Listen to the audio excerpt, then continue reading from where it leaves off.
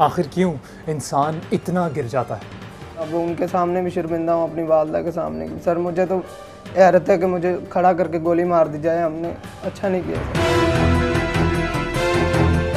महज एक छोटी सी रकम हासिल करने के लिए वो एक सफाक दरिंदा बन जाता है और अपने साथ साथ न जाने कितने ही बेगुनाह और मासूमों को भी बर्बाद कर देता है।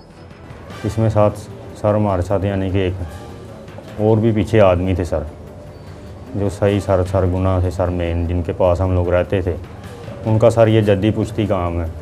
नशे की ये लानत हमारे मुआशरे को किस हजूम मुजरिमा में तब्दील कर रही है, हम इस बात का अंदाज़ा भी नहीं लगा सकते।